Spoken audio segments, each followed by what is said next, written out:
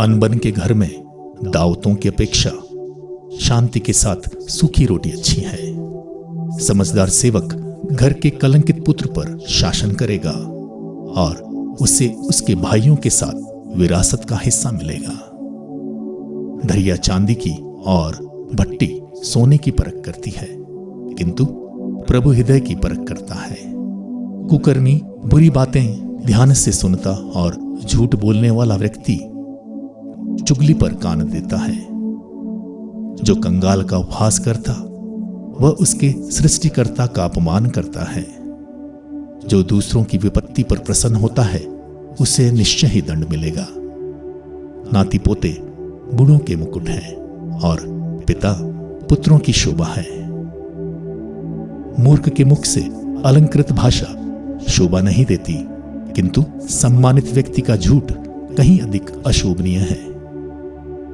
रिश्वत देने वाला समझता है कि वह घूस जादू का पत्थर है। वह जहां भी जाता है सफलता प्राप्त करता है। अपराध क्षमा करने वाला मित्र बना लेता है, चुगलखोर मित्रों में फूट डालता है। मूर्ख की लाठी से 100 प्रहारों की अपेक्षा समझदार पर एक फटकार अधिक प्रभाव डालती है। दुष्ट विद्रोह की बात ही सोचता रहता है, उसके पास एक निर्दय अधिकारी भेजा जाएगा। मूर्खता के आवेश में उन्मुक्त मूर्ख से मिलने की अपेक्षा उस रीछनी से मिलना अच्छा जिसके बच्चे चुराए गए हैं। जो भलाई का बदला बुराई से चुकाता है उसके घर से विपत्ति कभी नहीं हटेगी। झगड़े का प्रारंभ बांध की दरार जैसा है। प्रारंभ होने से पहले झगड़ा बंद करो। जो पापी को निर्दोष और धर्मी को दोषी ठहराता है, दोनों से प्रभु को घृणा है। मूर्ख के हाथ का धन किस काम का? उसे प्रज्ञा प्राप्त करने की इच्छा नहीं होती। मित्र सब समय प्रेम निभाता है। भाई विपत्ति के दिन के लिए जन्म लेता है। ना समझ जिम्मेदारी लेता और पड़ोसी के लिए जमानत देता है। जो लड़ाई झगड़ा पसंद करता वह पाप पसंद करता है।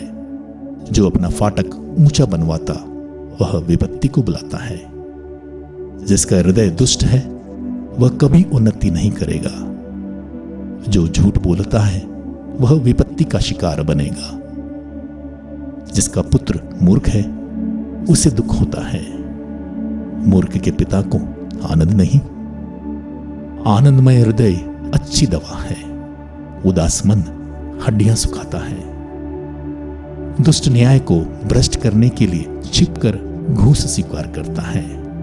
समझदार व्यक्ति की दृष्टि प्रज्ञा पर लगी रहती है, किंतु मूर्ख की आंखें पृथ्वी के सीमांतों पर टिकी हुई है। मूर्ख पुत्र से पिता को दुख होता है।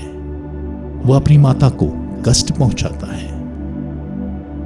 धर्मी को जुर्माना करना अनुचित है और सज्जनों की पिटाई करना अन्याय है। जो अपनी जीवा पर नियंत्रण रखता वह ज्ञानी है। जो शांत रहता वह समझदार है।